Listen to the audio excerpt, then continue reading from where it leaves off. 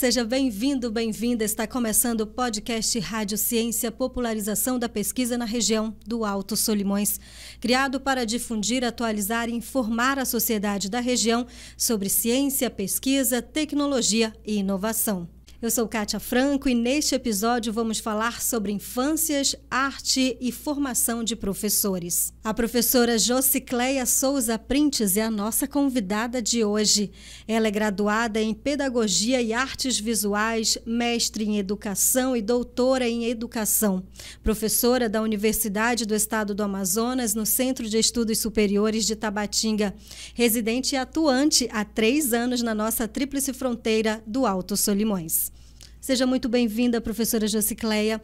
Para iniciarmos, gostaríamos que pudesse apresentar aos nossos espectadores como foi construída a sua história nessa relação entre infâncias, arte e formação de professores.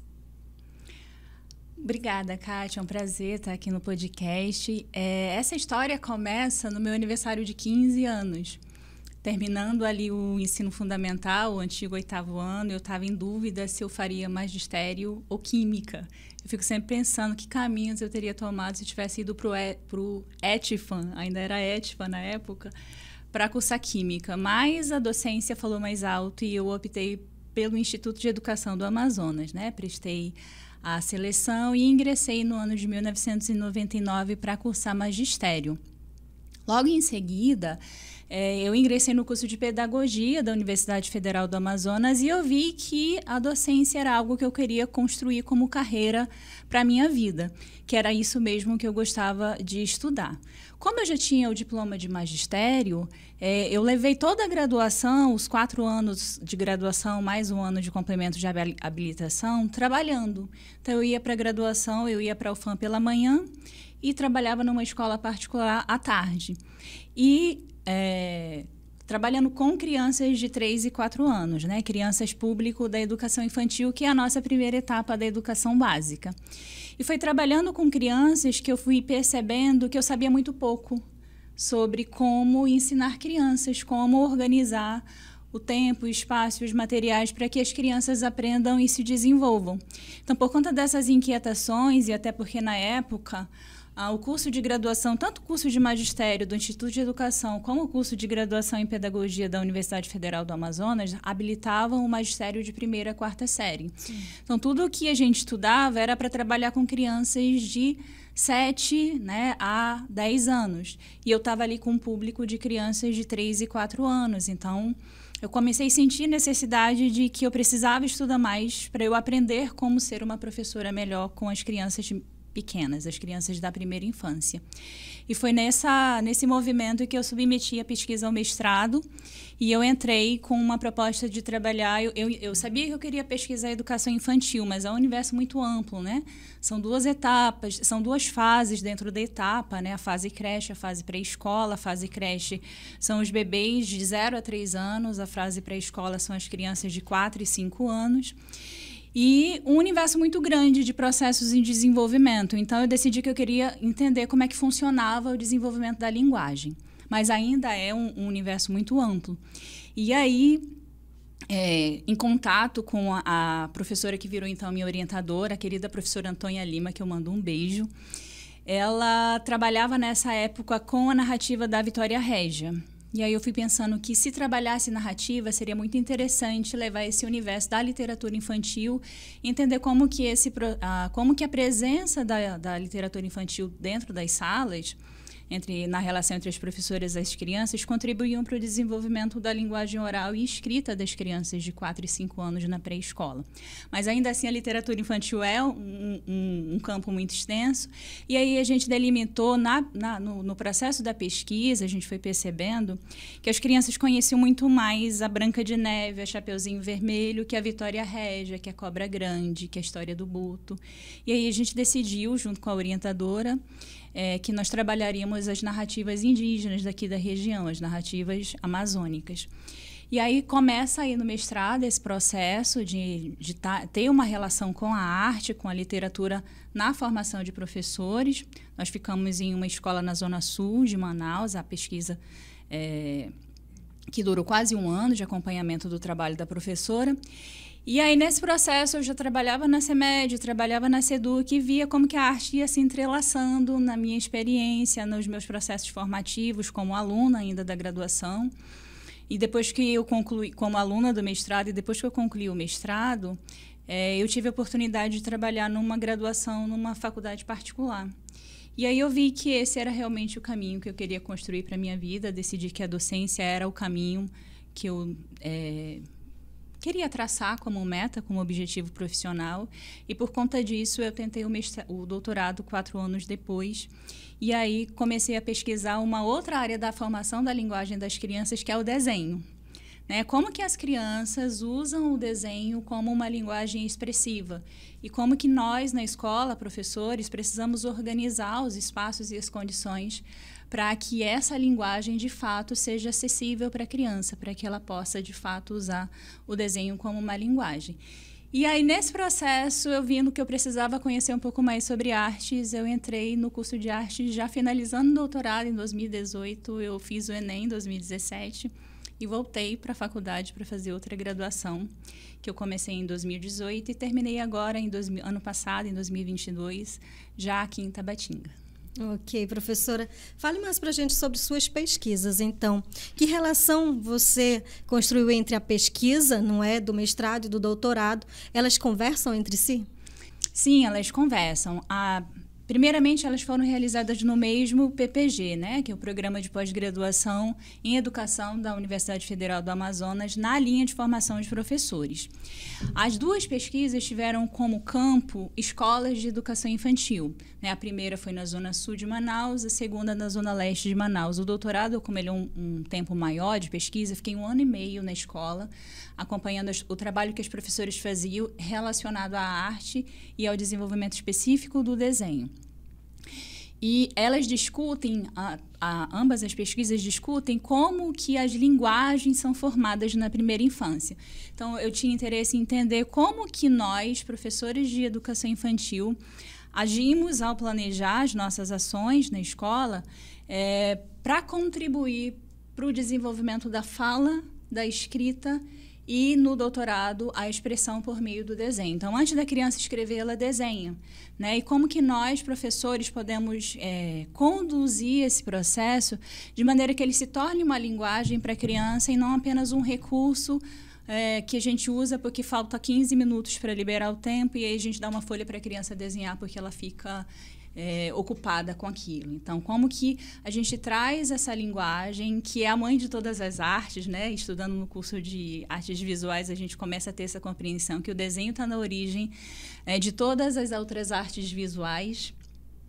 Como que isso começa lá com a criança e como é que a gente ajuda a criança a construir um processo de maneira que quando ela cresça, ela continue desenhando, o desenho continue fazendo parte de uma linguagem da pessoa, do humano.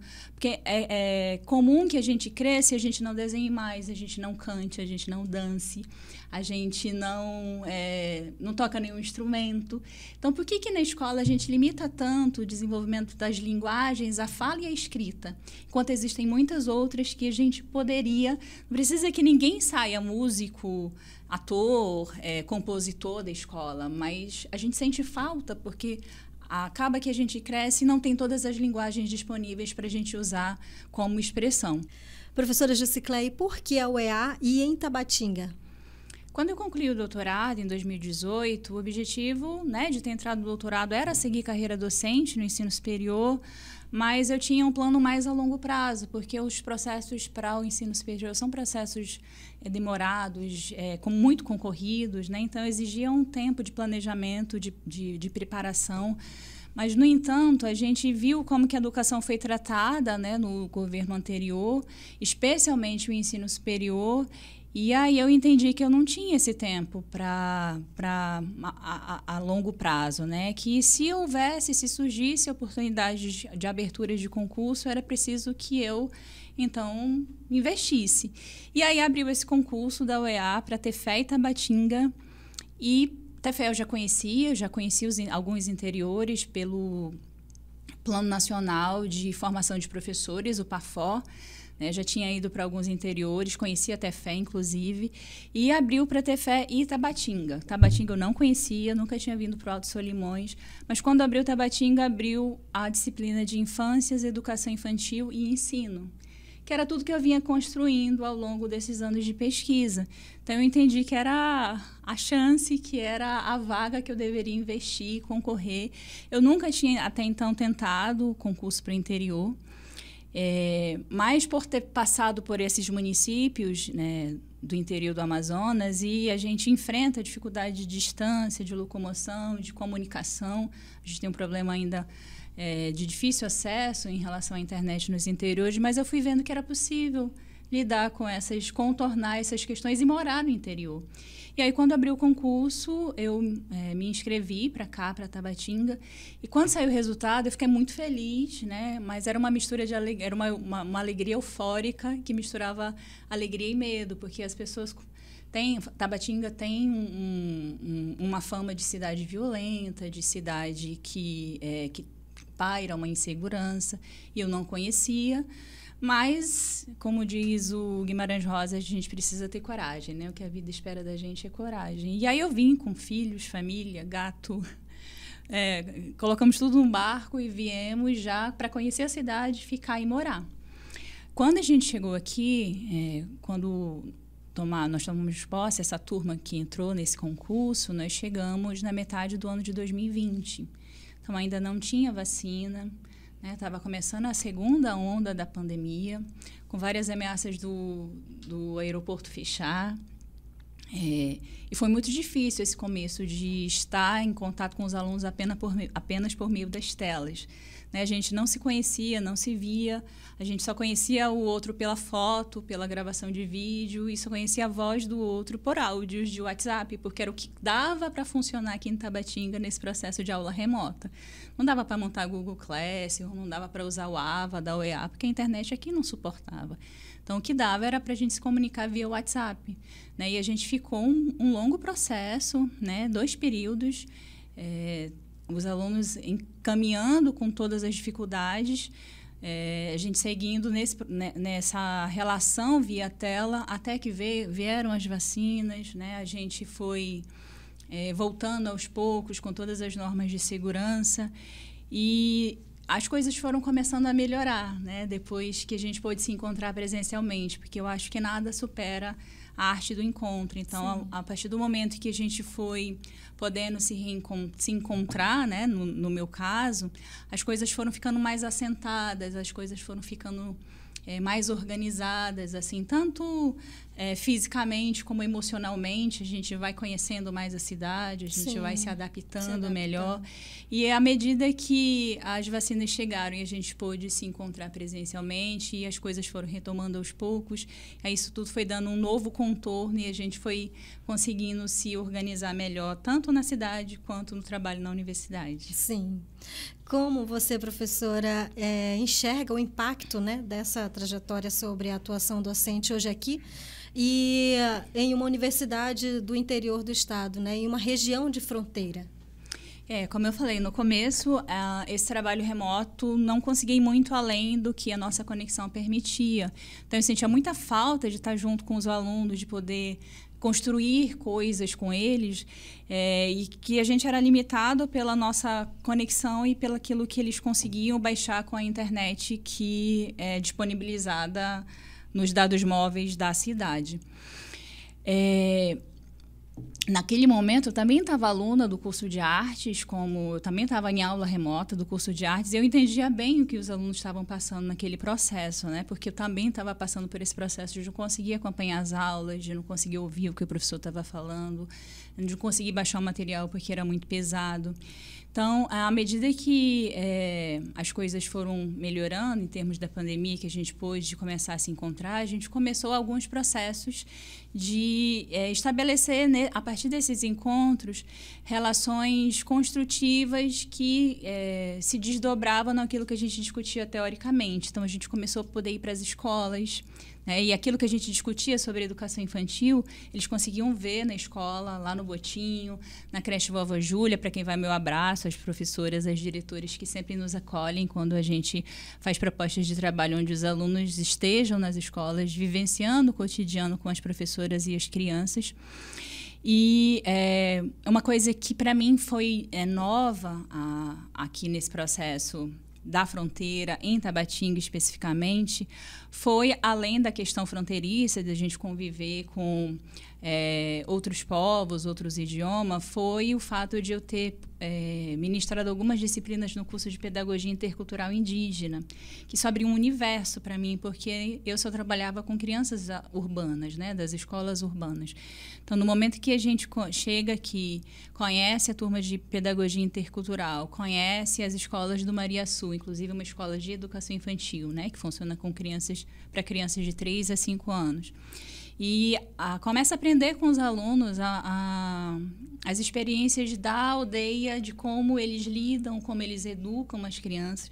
Tudo isso vai ampliando de uma forma que, se eu estivesse em outro lugar, eu não teria podido viver essas experiências, tanto que eu tenho vivido como no passado, como agora, no presente, junto com as turmas do intercultural e da pedagogia regular também, né? Que mesmo na pedagogia regular, a gente tem muitos alunos indígenas, a gente tem alunos de outros municípios, como o Benjamin, que vêm e voltam todos os dias. Então, são outras relações que vão sendo... que vão construindo esse espaço, tanto físico quanto de relações, e que a gente vai aprendendo nesse processo também outras experiências que vão contribuindo para as construções que a gente faz das disciplinas em sala. Que projetos e pesquisas, professora, já começaram a ser desenvolvidas nessa perspectiva de discussão das infâncias e arte na universidade? Além das disciplinas relacionadas às infâncias, educação infantil e arte, que ministro nos cursos de pedagogia regular e pedagogia intercultural indígena, desde novembro do ano passado eu estou coordenando uma turma de PIBID, que é o Programa Institucional de Bolsas de Iniciação à Docência do Governo Federal. Nós temos 24 alunos bolsistas e 3 professoras supervisoras que também são bolsistas. Esses alunos são divididos em 3 grupos. Eles estão na Escola Duque de Caxias, Marechal Rondon e Botinho, né, com cada grupo de 8 com uma professora supervisora, desenvolvendo um projeto chamado Educação e Arte. Então, eles acompanham esse trabalho das professoras 2 vezes na semana e 2 vezes por mês eles têm encontro comigo para a gente estudar sobre o desenho, sobre a pintura, sobre os movimentos artísticos, sobre a construção de materiais que eles podem levar para fazer propostas com as crianças e também sobre literatura, né, resgatando lá a pesquisa do mestrado. As professoras supervisoras é a professora Cíntia Pessoa, do Botinho, a professora Cleudineia Bezerra, do Marechal, e a professora Cristiane Sá, do Duque de Caxias. E aqui vai um abraço para elas e também para as nossas diretoras, a professora Gracilete, a professora Meirene e a professora Jane, que sempre nos acolhe. A gente tem também a professora Marinete, da creche Vovó Júlia, que também é nossa parceira e tem recebido as nossas alunas.